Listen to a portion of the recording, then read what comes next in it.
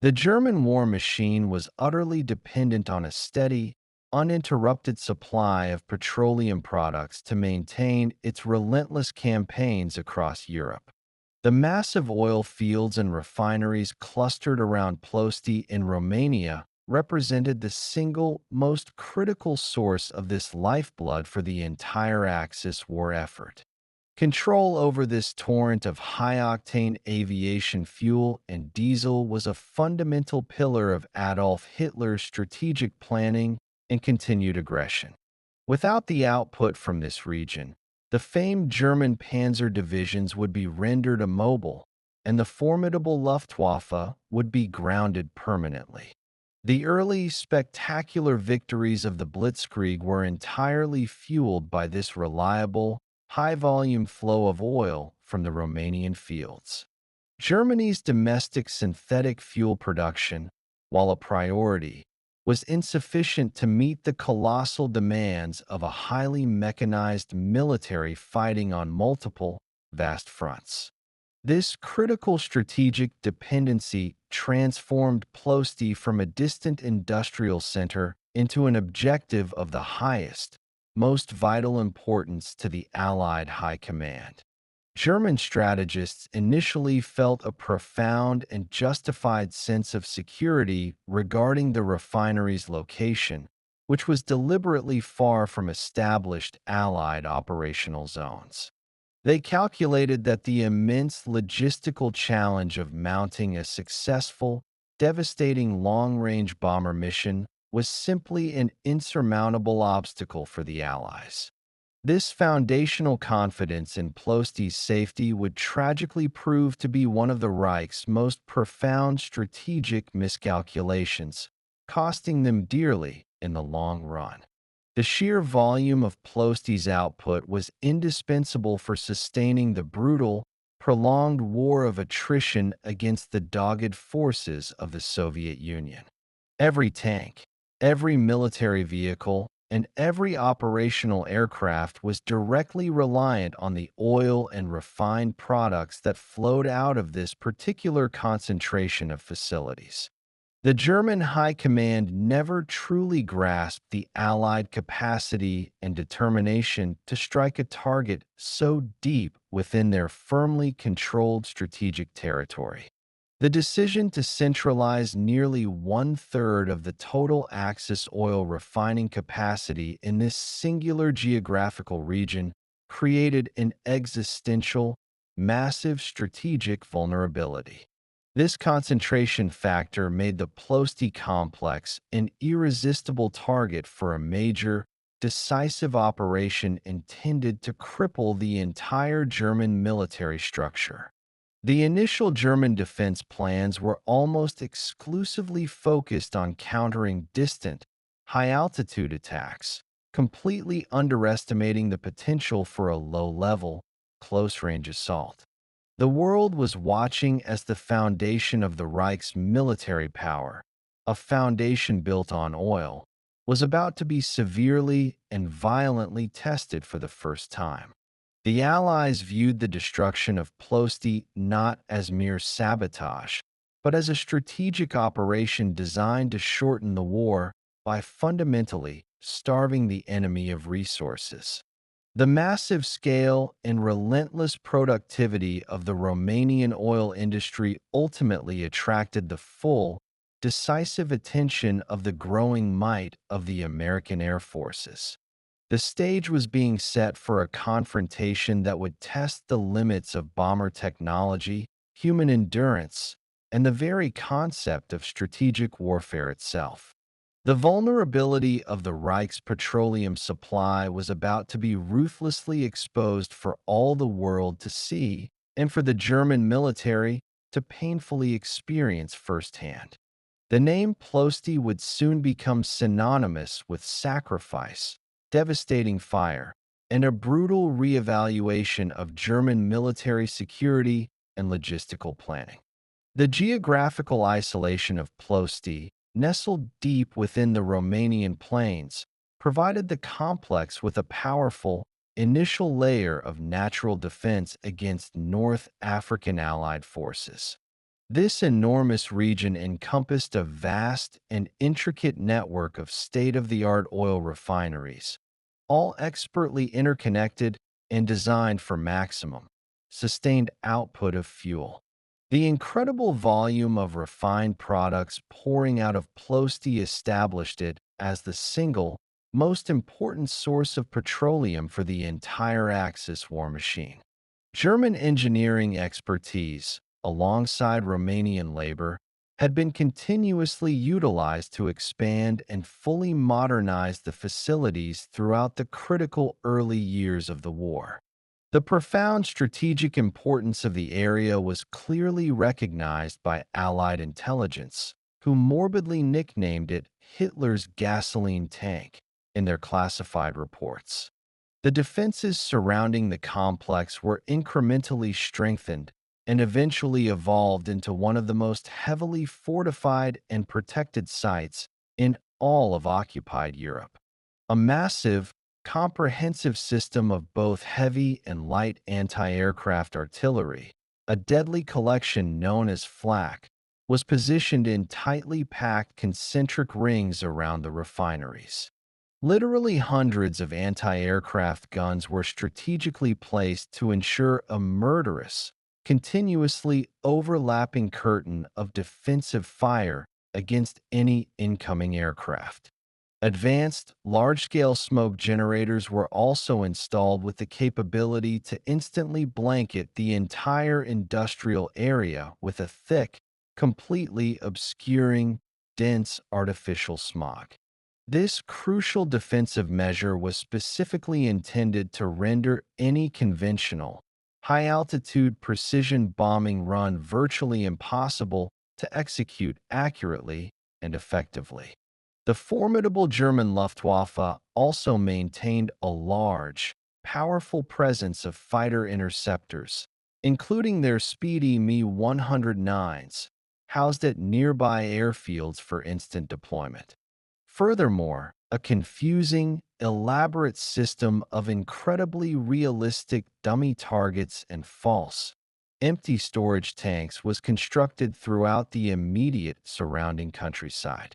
This calculated misdirection was designed explicitly to deceive inexperienced Allied pilots and successfully waste their precious, limited bomb ordnance on non-essential targets. The entire defense of Ploesti was meticulously planned and rehearsed to primarily counter the expected form of high-altitude precision bombing the Allies had used before. However, the German planners were deeply convinced that the immense geographical distance would completely discourage any low-level attack, which is inherently suicidal. Their strategic calculation was that the extreme risk-reward ratio for attempting such a deep penetration, low-flying mission simply would not favor the aggressive Allied effort. The multiple, widespread facilities, including the massive Astra Romana and Concordia refineries, were physically spaced out, making their simultaneous, total destruction an enormous logistical nightmare. Ploesti was confidently regarded as an impenetrable fortress of oil, and the German conviction in the absolute security of this asset was both profound and tragically complete. They genuinely believed that the crucial petroleum pipeline feeding the German war effort would never be fundamentally or seriously threatened by any enemy action.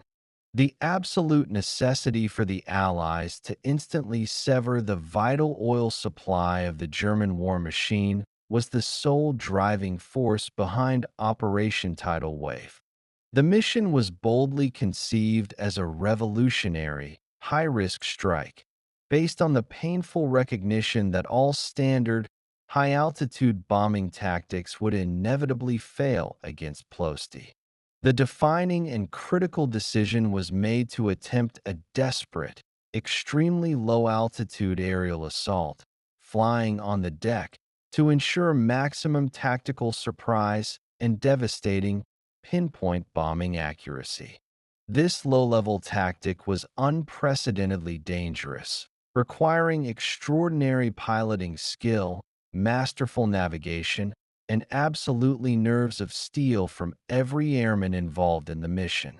The formal plan called for a massive force of 5 separate groups of consolidated B-24 Liberator heavy bombers to fly over 1,000 miles from their remote North African staging bases.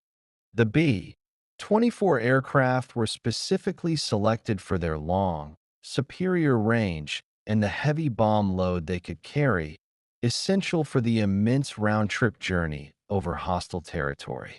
The 5 designated groups, the 98th, 376th, 44th, 93rd, and 389th, were meticulously assigned and tasked with simultaneous, closely coordinated strikes on a set of different, designated refineries. Navigation proved to be the single greatest logistical concern, as the large B-24 formations would have to traverse vast distances of sea and hostile land without reliable navigational landmarks. The elite bomber pilots trained exhaustively for months in the relentless heat of the North African desert, utilizing incredibly detailed, large-scale sand table models of the entire Ploesti complex. They rigorously practiced the specific, low-level attack profiles, sometimes flying their heavy bombers down to altitudes as low as 50 feet above the desert floor for practice runs. The ultimate success of the mission hinged critically on maintaining absolute radio silence throughout the flight and hitting all their assigned targets simultaneously to overwhelm the German defenses. Detailed, high-resolution aerial reconnaissance photographs were studied relentlessly, enabling navigators to mentally memorize every minute detail, including railway lines and prominent buildings. The mission planners fully understood the incredibly high risk involved, but ultimately concluded that the enormous strategic gain, crippling the Reich's fuel supply, justified the potential heavy losses. This deep penetration, long-range mission was inherently a huge gamble, a desperate, strategic effort to dramatically shorten the entire war by instantly choking off the enemy's vital resources. The complex logistics of coordinating 5 separate bomber groups across a vast distance, ensuring their arrival within a few crucial minutes of each other, was an unprecedented challenge.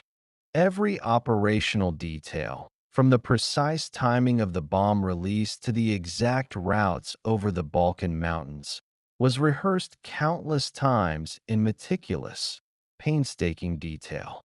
The consolidated B-24 Liberator was a quintessential product of wartime American industrial might, uniquely suited for the extreme range and heavy payload of Operation Tidal Wave. Its most distinctive and defining characteristic was the revolutionary high aspect ratio Davis wing, which granted it superior operational range and a higher, more efficient cruising altitude than the B-17. This phenomenal long-distance range was absolutely indispensable for successfully reaching Ploesti from the remote North African bases and completing the hazardous return flight.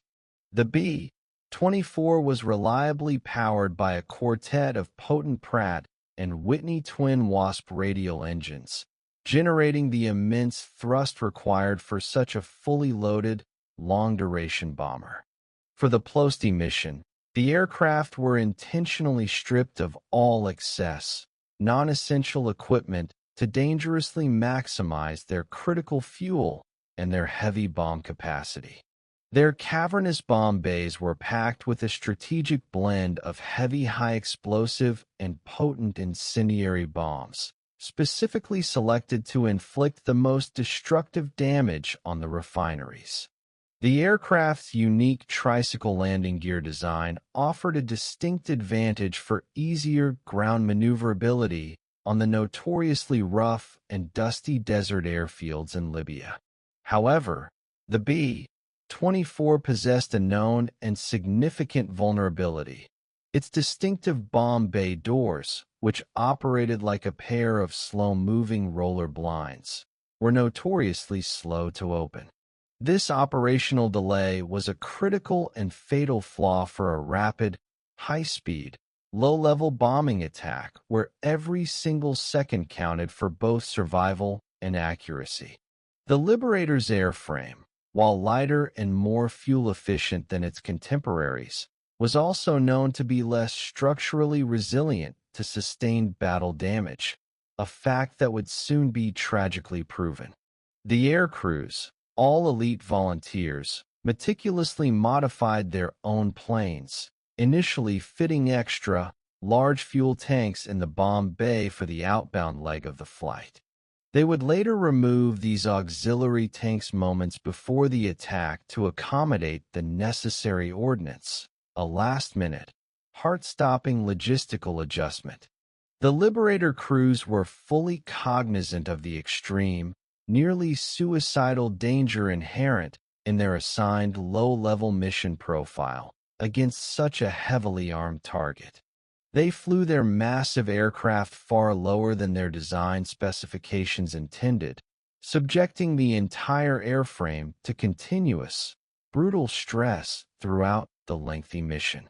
The sheer scale of the operation, with 177 Liberators originally planned for the assault, represented a truly massive and unrepeatable commitment of Allied air power to this single objective. The B-24, though often overshadowed by the mythic fame of the B-17, was unquestionably the only aircraft available capable of fulfilling the mission's brutal logistical and range requirements. The ultimate success or failure, the complete strategic impact of the raid, rested squarely on the powerful, long-winged Liberator and the unwavering courage of its dedicated aircrews. The absolute preservation of the element of surprise was the most paramount factor for Operation Tidal Wave's success, yet it was fatally compromised right from the very start.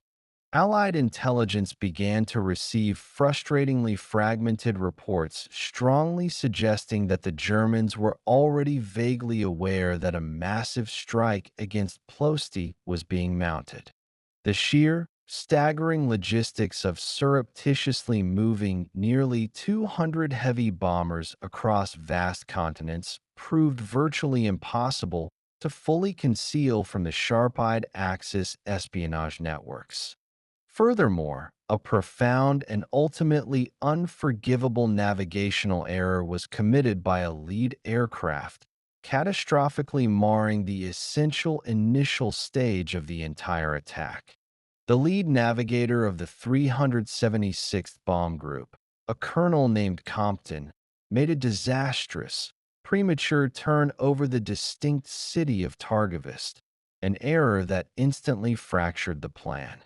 This critical mistake instantly diverted the 376th and the immediately following 93rd Bomb Group far off their correct, carefully plotted flight path, sending them toward Bucharest instead of the refineries.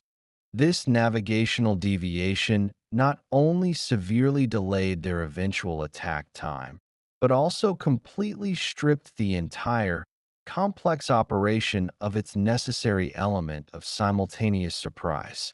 The shocking, early sight of the off-course formations instantly alerted the already anxious German defenses well before the other bomber groups even reached their designated target areas.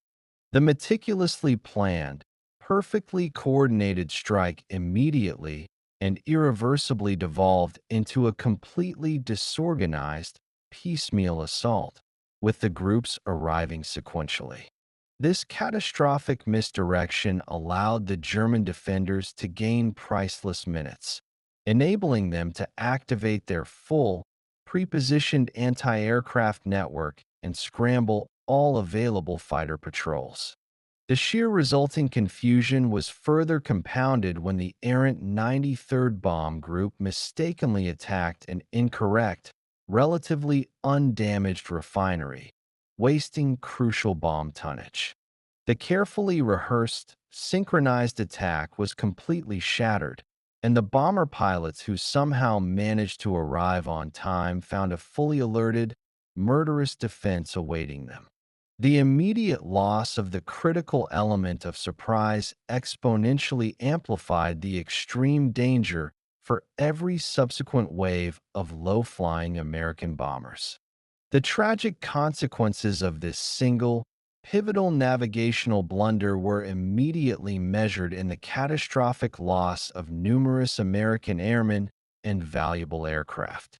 The Germans instantly capitalized on the pervasive Allied confusion, coordinating their deadly ground fire and fighter interceptions with terrifying, efficient speed. The immense journey to the Ploesti region was a grueling, psychological marathon, pushing both the performance capabilities of the B-24 Liberators and the sheer endurance of their courageous crews. The mission demanded an unprecedented, absolute maximum round-trip distance of approximately 2,400 miles from the North African staging bases located near Benghazi in Libya. This monumental, vast distance stretched the heavy bombers to their absolute operational limit, requiring extremely careful throttle management and the maximum possible fuel loads. Before the formation even breached enemy-controlled territory, the mission began to tragically unravel due to sudden, unpreventable mechanical failures and heartbreaking accidental losses.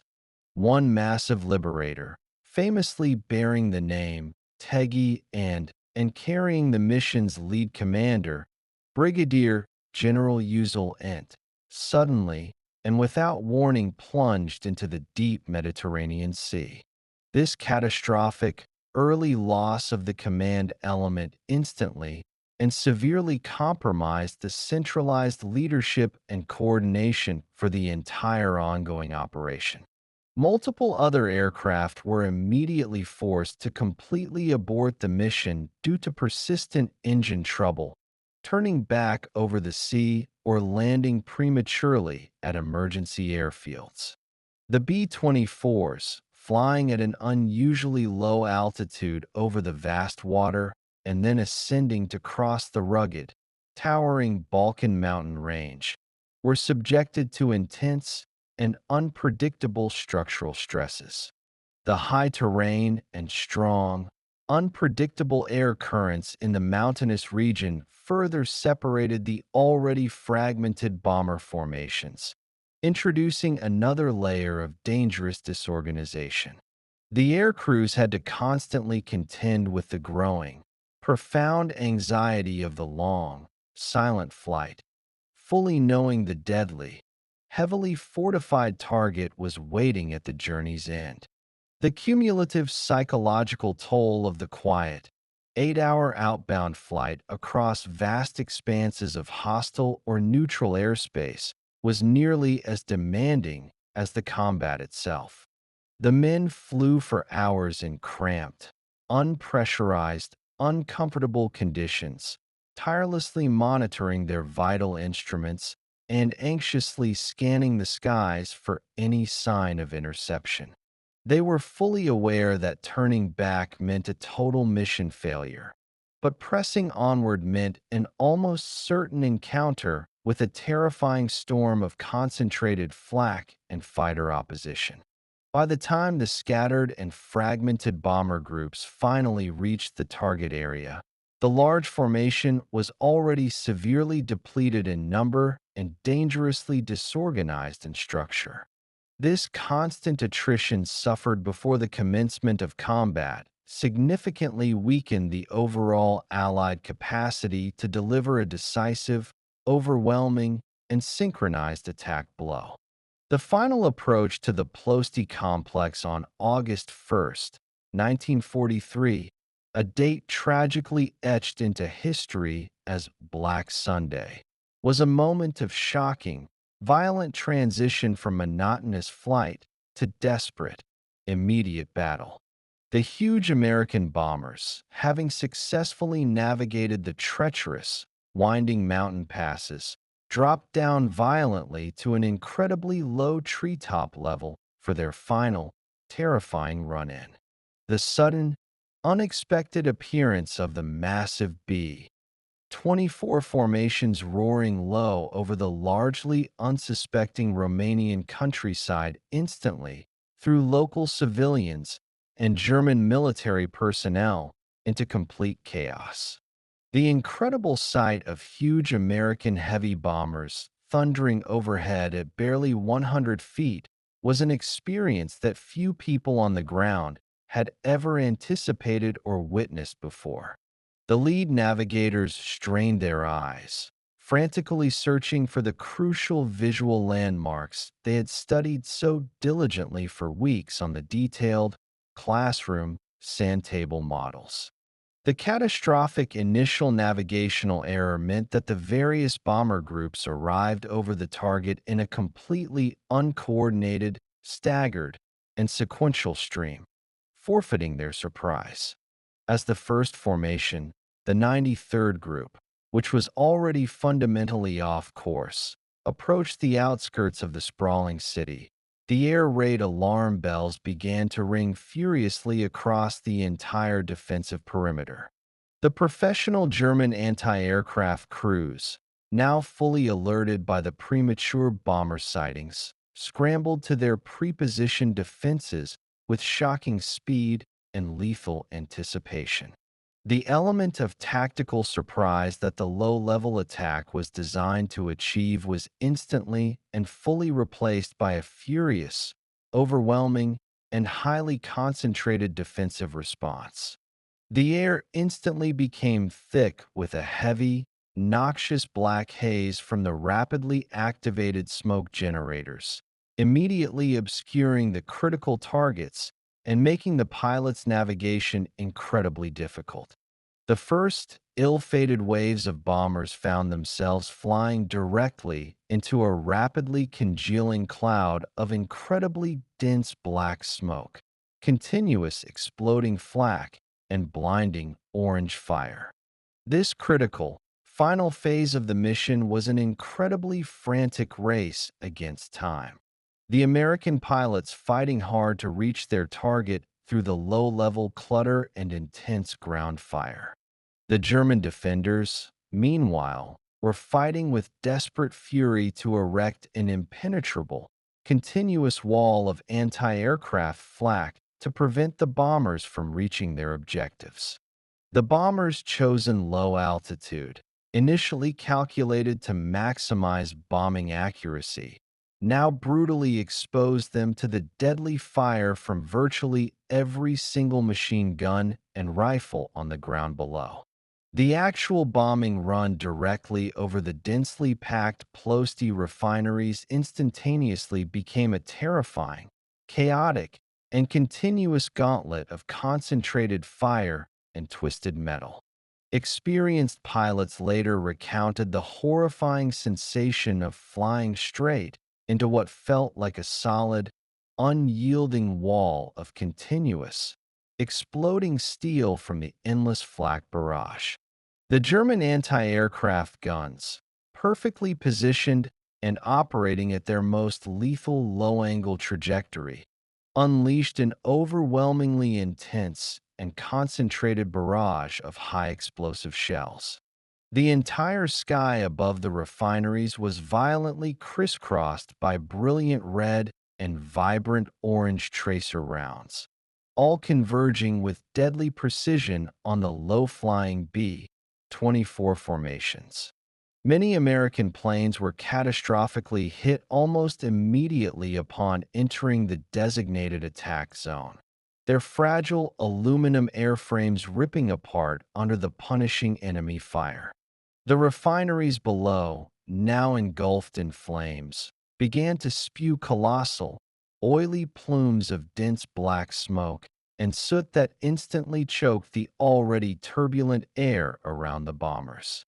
The ground surrounding the complex was dotted with hundreds of flashing, continuous gun muzzle blasts, making it almost impossible for the air crews to locate and discern their target landmarks. Crew members positioned in the rear turrets of the Liberators had an unobstructed, horrifying view of the widespread carnage as planes around them instantaneously erupted in blinding fire.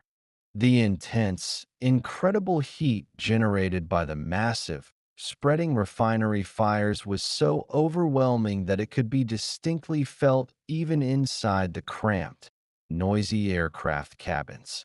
Pilots were forced to bravely fly their massive bombers directly through rapidly forming walls of violet, licking flames that relentlessly washed over the wings of their heavy aircraft.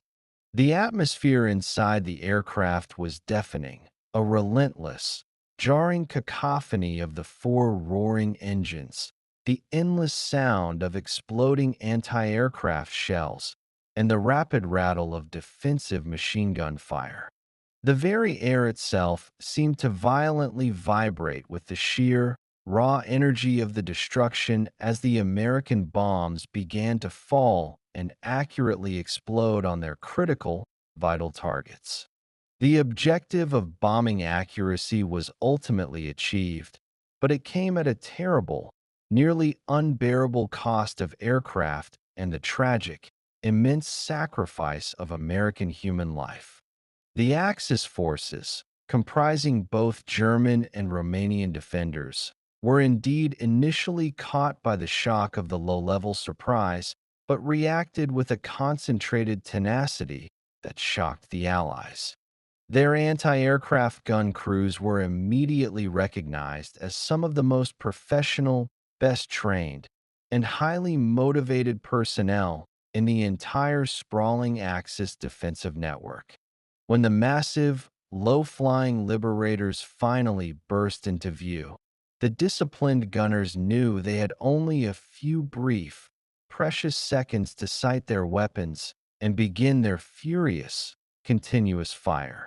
The extreme proximity of the attack meant that virtually every defensive weapon available, from the heavy 88 mm flak cannons to the smallest light machine guns, was suddenly effective and lethal. They deliberately poured an unprecedented, overwhelming volume of continuous fire into the disorganized, oncoming bomber stream, instantly creating a truly lethal, unavoidable defensive barrier. The hardened, meticulously concealed gun positions bravely absorbed multiple direct hits from Allied return fire and still continued their relentless barrage on the low-flying planes above. Aggressive Romanian fighter pilots, including the decorated National Air Ace Horia Agarasai, immediately scrambled their interceptor aircraft and ferociously engaged the slow-moving, heavily laden bombers. The sudden fighter defense quickly materialized as a devastating, secondary threat to the already battered B-24 formations struggling to complete their bombing runs. These skilled Axis fighter pilots executed aggressive, coordinated, low-level passes, mercilessly raking the American bombers with continuous cannon and heavy machine gun fire. The unified, coordinated ground defense was executed with a ruthless, calculated efficiency that completely belied the initial, momentary shock of the massive aerial assault. Every single defensive measure, including the confusing smoke generators and realistic dummy targets, was employed with maximum effort to create the most damage and defensive confusion possible. The absolute determination and courage of the defenders were entirely fueled by the life-or-death knowledge that the Ploesti refineries were a fundamentally indispensable resource for their entire war effort. They were not simply defending an oil field, but were fiercely protecting the very capability of the entire Wehrmacht to continue its extensive fighting on all fronts. Their concentrated, unforgiving defensive fire turned the relatively short bombing run into an extended, nearly unsurvivable passage for the brave American aircrews involved. The sheer, overwhelming level of defensive saturation encountered by the low-flying liberators was arguably the highest of any single, protected target in the entire vast European theater of the war. The perilous, chaotic escape from the massive, burning maelstrom of Ploesti proved to be an ordeal nearly as dangerous and costly as the difficult, low-level attack itself. Crippled B-24s, heavily damaged and carrying wounded or deceased crew members, desperately struggled to gain sufficient altitude to successfully clear the surrounding Romanian terrain. The German anti-aircraft batteries, though momentarily disrupted by the large explosions, quickly and accurately reoriented their deadly guns to track the struggling, retreating American bombers. Many aircraft, having finally expended their bombs, were now slightly lighter but were still forced to fly through a continuous, deadly stream of lingering low-altitude flak and persistent fighter attacks. Pilots had to execute desperate, split-second evasive maneuvers, often bravely flying right through the thick smoke clouds created by their own earlier bomb explosions to escape detection. The long flight back toward North Africa became a grueling and continuous test of the airframe's structural integrity and the mental cohesion of the utterly exhausted crews. Engines sputtered violently and catastrophically failed as their critical fuel and oil lines were completely riddled with bullet holes and deadly shrapnel from the ground fire. Hydraulic systems failed, suddenly forcing pilots to rely on stiff, manual controls which required immense and continuous physical effort to maintain the aircraft's control. Crews frantically tossed out every non-essential item: empty oxygen bottles, spare equipment, damaged weapons, in a desperate, last-ditch bid to lighten the aircraft and prevent an immediate crash. Some liberators were so catastrophically damaged that their pilots were forced to make immediate emergency landings in neutral Turkey, where their surviving crews were regrettably interned. Other shot-up planes incredibly managed to limp precariously across the Mediterranean Sea, barely making it back to the Allied bases on the last dregs of fuel and sheer, raw willpower. The harrowing sight of the severely decimated formation returning to North Africa was a profound and sobering moment of realization for the entire Allied Air Command structure. The initial force of 177 aircraft had suffered a truly devastating loss rate, a grim and tragic measurement of the overwhelming fury of the Romanian defenders. The handful of survivors carried with them the visible and permanent scars of the terrible, desperate battle. Aluminum skin shredded, control surfaces shot away, and the pervasive scent of blood. The immediate, sobering aftermath of Operation Tidal Wave presented a complex picture of both visible devastation on the ground and frustrating, strategic disappointment for the Allied forces. While subsequent aerial reconnaissance photographs clearly showed catastrophic, widespread damage to several of the most critical refineries, the overall destruction was not total or permanently debilitating. The American forces had paid a horrific price, losing 53 B-24 liberators and suffering the death of 310 brave airmen in the single, brutal day of the raid. This appalling casualty rate instantly made Tidal Wave one of the most costly single-air missions of the entire war in terms of precious crew and aircraft losses. Crucially, the highly organized Germans and Romanians, understanding the immense strategic value of the site, immediately began initiating a massive, large-scale, round-the-clock repair effort. Utilizing a vast reserve of available labor and readily accessible materials, the Axis forces were successfully able to rapidly restore many of the severely damaged facilities to partial operation. Within a frustratingly short period of just a few months, the vital oil production at the core Ploesti complex was already approaching its full pre-raid capacity, greatly frustrating the Allied planners. The raid was ultimately judged as a strategic success for exposing a critical vulnerability, but it was also a costly tactical setback, proving that a single, high-risk mission could not provide a permanent solution.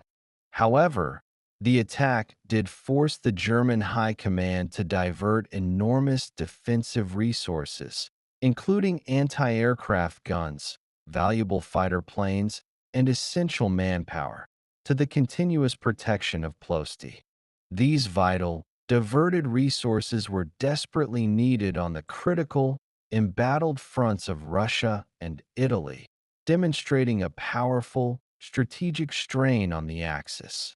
The tragic attack served as a powerful and bloody warning to the entire German Reich that absolutely no corner of their vast, conquered empire was truly safe from the growing reach of Allied air power. The sheer, monumental courage and heartbreaking sacrifice of the American airmen, five of whom were deservedly awarded the Medal of Honor for the mission, were a powerful testament to Allied resolve. The raid fundamentally changed the future of Allied bombing strategy, proving that only sustained, relentless, and continuous bombardment would ultimately achieve the goal of strangling the German war economy. The strategic damage inflicted on August 1st was the first essential blow in a much longer, more grinding, and ultimately successful campaign that would eventually destroy the Reich's fuel supply. While Operation Tidal Wave did not achieve the final, decisive crippling of Ploesti in the late summer of 1943, it represents a crucial, pivotal turning point in the entire air war against German oil resources. The painfully high losses sustained during the low-level attack indelibly taught the Allies a hard, unforgettable lesson, immediately prompting a comprehensive shift in their future strategic approach. This new, more measured strategy focused on sustained, relentless, and high-altitude precision bombardment for all subsequent oil strikes across occupied Europe. This continuous, grinding effort, which became formally known as the Oil Campaign, successfully achieved the ultimate goal of strategically strangling the entire German war economy over time. Ploesti remained a high priority, primary target, enduring multiple subsequent heavy bomber raids throughout the desperate German struggles of 1944. The cumulative, repetitive pounding from these continuous air raids eventually proved to be simply too much for the facilities and the German repair capabilities to manage. By the middle of 1944, German fuel production had catastrophically dropped so dramatically that it began to critically impact the Wehrmacht's operational capacity across every single front. Fighter pilot training was severely curtailed and often suspended, and the remaining Luftwaffe aircraft could barely fly their planes due to a complete, paralyzing lack of fuel. Tanks and military trucks were increasingly found immobilized on roadsides, desperately forcing the German military to rely on antiquated horsepower and sheer human effort for transport. The profound legacy of the Ploesti raid is therefore not just its initial heroic and tragic single-day cost, but its function as a vital, essential precursor to the later successful bombing strategy.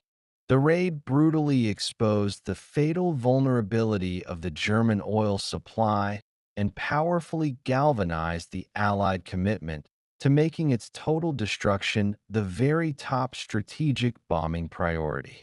The exceptionally brave men who flew on Black Sunday fundamentally paved the way for the ultimate and complete severing of the Reich's essential fuel line years later.